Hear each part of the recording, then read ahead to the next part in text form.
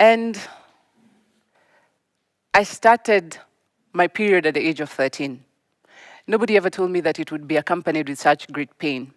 Mommy and mom had told me that, they'd seen women and young girls suffer in pain due to menstruation, but not the kind of pain they had seen me battle, not the kind of pain they had seen me struggle with. At age of 15, mom and mommy decided to take me to the gynecologist. And the gynecologist said, whatever Njambi is going through is very normal, and the pain will go away once she gets a child. And I was like, when am I going to get a child? Like, okay, I'm 15, so when do I get a child? So I grew up knowing it was normal, and that coupled with an identity crisis, high school was rough, extremely rough.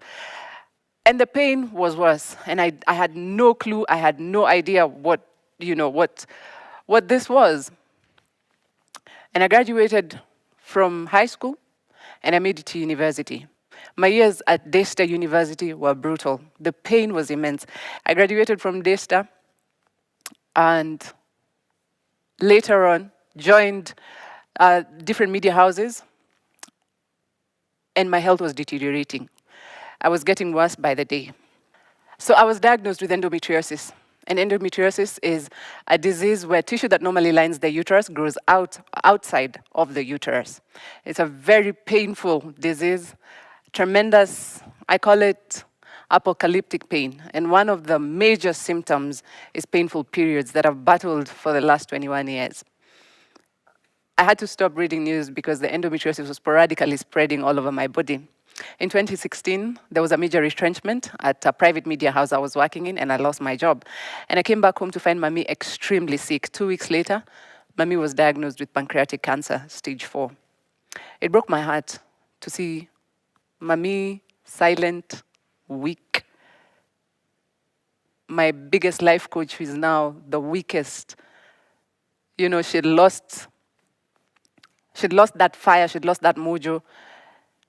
And the cancer was spreading. And in March 2016, Mommy asked us to let her go.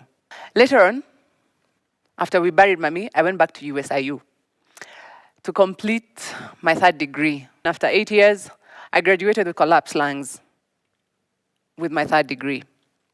I had no idea what I was going through. And so this also was the beginning of a long medical journey for Njambi koikai. I was finally diagnosed with thoracic endometriosis adenomyosis stage 4 by my gynecologist, Dr. Praful Patel, and my cardiothoracic surgeon, Dr. Morris Muhinga. And in the words of Dr. Praful Patel, who looked at me straight in the eye and said, Njambi koikai, you need to leave this country as soon as possible. Because there's absolutely no doctor, no specialist in this country, not in this continent, who could help you or who could solve this problem. And I said to myself, what is this? What is thoracic endometriosis? What is endometriosis? What am I going to do? Where am I going to go? How am I going to do this? We have no money. We've just come from a medical issue, and now here I am with this grave disease. And the cost of treatment was out of this world. So I called my musician friends in the industry, and we organized major concerts. Strangers came through to help with the logistics, with the planning, with the organizing, and everything that went through. My friends in the media came through with the interviews and the promos and the posters and everything in terms of marketing and advertising. And my friend Gilad, he also came and performed, and it was such a magical experience. I was 36 kilograms, and by the time I was being diagnosed by Dr. Praful Patel, I had gone through 18 surgeries. To be scared, I was not.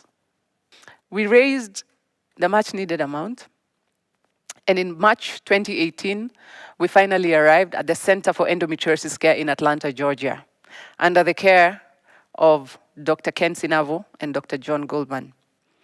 I went through the first major surgery, March 1st, 2018, and I was later placed under isolation for over a month.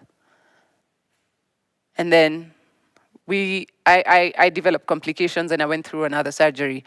And in 2019, January of 2019, we were planning to come home, and I developed major complications in my right lung, and I had to go through another surgery. This was it. I was tired. This is surgery number 21. I am tired. I have gone through it. I was tired. And I was like, God, I've fought and I've fought and I've fought, and it doesn't seem like it's getting better. Throughout this whole ordeal, I never cried. This was the first time I cried. And I cried not because of the pain, I cried because this process was not ending. And I was mentally out of it. And so we went in through the surgery, and I was taken to the operating room, and they put in a tube, as they would normally do, to drain out the fluid in my lungs. And after 2 hours, the nurse came back and said, we have to take you back to the operating room, Njambi, because the tube that was fitted was not big enough. So I was taken back. And all this time, by the way, I can feel everything, eh? I can feel everything. So I was taken back. They put back the tube. And this tube was put back for a process known as pleurodesis, whereby they inject medication to create a buffer zone between your lung and your diaphragm so that your lungs can stay expanded. I've gone through this process about 5 times. And this time, it was very strange, it was very horrific, it was something I'd never experienced in my life. And so as they were pushing in the medication, it started spilling over to my nasal airways, and I started choking and burning. And I could feel oxygen just leave my body. And I knew this was it. I knew this was it. I had fought, and yeah, Njambi had fought the good fight, so.